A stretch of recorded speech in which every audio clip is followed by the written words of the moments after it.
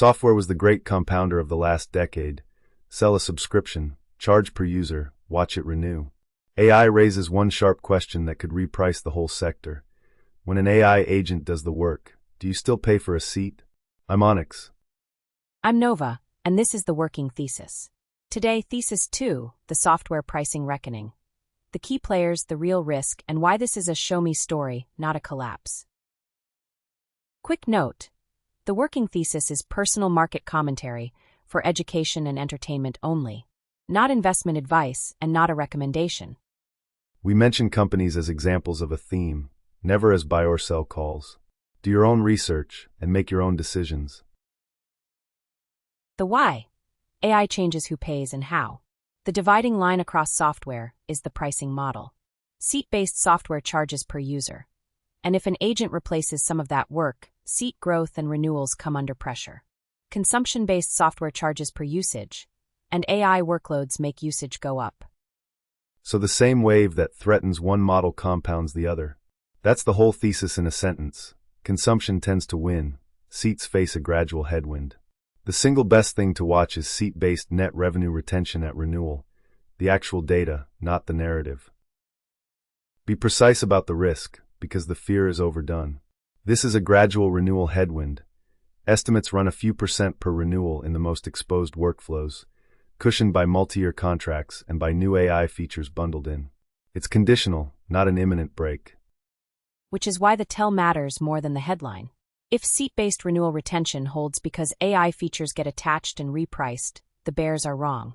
If it erodes faster than a few %, the repricing is real. Earnings season, renewal cohorts, that's the evidence to track. Salesforce is the cleanest test case. It's the #1 CRM, deeply embedded with huge free cash flow, but it's seat-priced and the stock carries real skepticism. The swing factor is Agentforce. It's pushed to charge for AI agents and data by consumption. If that converts AI from a threat into monetizable automation, the seat worry fades. Adobe is the other one, cash-rich and dominant in creative software, with the question of whether AI agents erode creative seats. Here's the valuation nuance. For a secular software franchise, a low multiple is not the cyclical trap we flagged in chips. It can be genuine priced in value, but only if revenue durability holds. The line to watch is value versus value trap. Stabilizing retention is value. Declining retention is a trap. The multiple alone doesn't tell you which. Now the other side, the consumption names that compound with AI.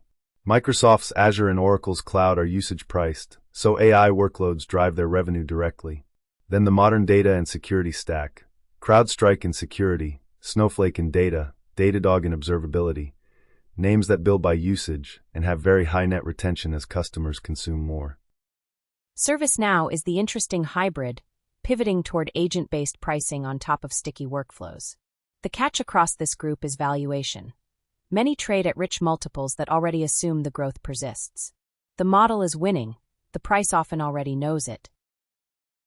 So the valuation rule for software is different from the cyclical one. For these secular names, a compressed multiple can mean priced in value rather than peak earnings, but you have to separate the two cases.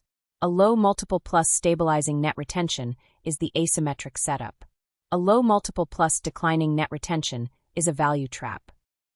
And on the consumption winners, a high multiple can be reasonable if usage keeps compounding, but it leaves no room for a growth stumble. Either way, the question is the same. Is the revenue durable? The pricing model is the biggest clue. If you want the theme rather than single names, describing, not recommending, the broad software proxy is an ETF like IGV.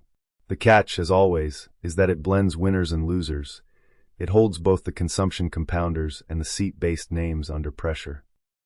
A fund like WCLD tilts more toward the cloud and consumption names, so it carries higher beta to that specific winner.